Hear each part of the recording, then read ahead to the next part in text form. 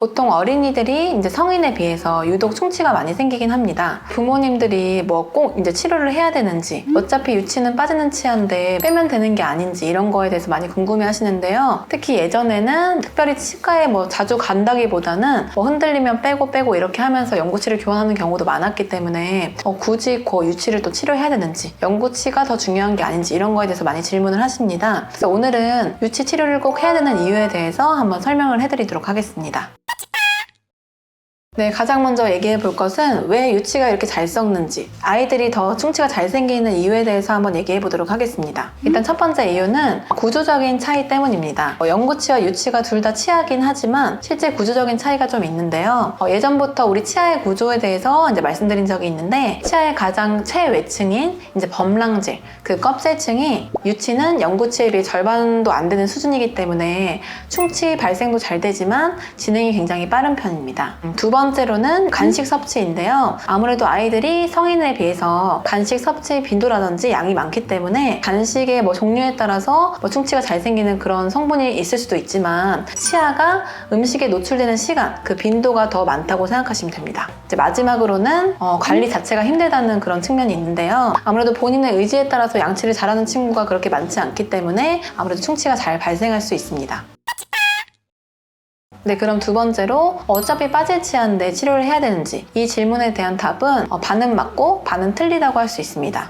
실제 이제 유치는 연구치와는 다르게 빠지는 치아이기 때문에 실제 치료를 안 하는 경우도 있는데요. 그때 치료의 유무를 이제 결정할 때 고려하는 것들이 그 유치를 얼마나 쓸 것인지, 아이의 연령도 판단을 할 수 있고, 아이의 양치 상태라든지 아니면 평소 식습관, 그리고 치아 배열 상태라든지 이런 것들을 고려해서 치료의 유무를 결정하기도 합니다. 근데 이제 꼭 치료가 필요한 경우도 있는데요. 첫 번째 이유는 유치의 충치가 심해지면 그 아래쪽에 있는 연구치에 영향을 줄 수 있기 때문입니다. 우리 연구치 싹은 다 갖고 태어나기 때문에 유치 하방에 다 이제 기다리고 있다고 생각하시면 됩니다. 근데 그 연구치들이 이제 만들어지고 있는 중일 때 유치의 염증이 심해져서 이제 뿌리를 타고 아래쪽으로 내려갔을 때 그 계승하는 연구치에게 직접적인 영향을 줄 수 있는데요. 그런 염증들이 연구치에 영향을 미칠 때는 연구치 자체가 되게 약하게 만들어지거나, 아니면 이제 형태가 기형적으로 만들어지거나, 아니면 나중에 나올 때 맹출할 때 방향 경로가 이탈하거나, 그런 식으로 직접적인 영향을 줄 수 있습니다. 두 번째로는 부정교합이 발생할 수 있다는 문제인데요. 유치의 또 하나의 큰 기능이 공간을 유지하는 기능입니다. 연구치가 이제 완성이 돼서 올라올 때까지는 유치가 그 자리를 유지하고 있는 게 굉장히 중요한데요. 중간에 이제 빠져버리거나 그렇게 되면은 이제 다른 연구치들이 쓰러지면서 공간이 부족하게 되고 부정교합을 유발할 수 있게 됩니다. 세 번째로는 유치의 기능 중에 이제 발음하는 기능, 또는 이제 씹는 저작 기능, 이런 것들이 있는데 발음이 제대로 되지 않을 수도 있고,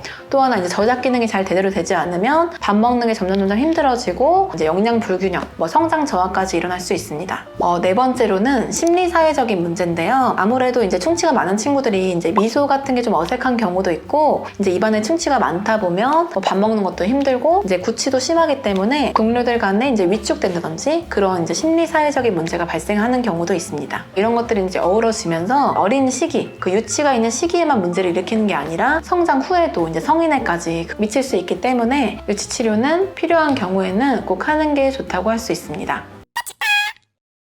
네, 그럼 유치를 어떻게 관리하고 어떻게 치료를 해야 될까요? 가장 중요한 것은 바로 예방인데요. 양치질, 그리고 치실 사용, 그리고 뭐 불소 치약이든지 불소 도포든지 불소를 만나게 해주는 게 가장 중요하다 볼 수 있고, 그리고 이제 정기적으로 꼭 치과 검진을 받아서 예방적으로 점검을 받는 것이 좋습니다. 평소 식습관도 좀 건강하게 관리를 해주시는 게 좋은데요. 뭐 예를 들어서 간식의 빈도라든지 그런 거 좀 제한을 해주시거나, 간식의 종류 이런 것도 좀 제한을 해서 건강한 식습관을 만들어 주시는 것이 좋습니다. 네, 이처럼 유치도 굉장히 중요한 치아이기 때문에 꼭 정기 점검을 받으시면서 치과에서 이제 아이의 개개인에 따라 지금 이 유치가 치료가 필요하다 이렇게 판단을 내려주신다고 하면 치료를 하는 것을 추천드립니다.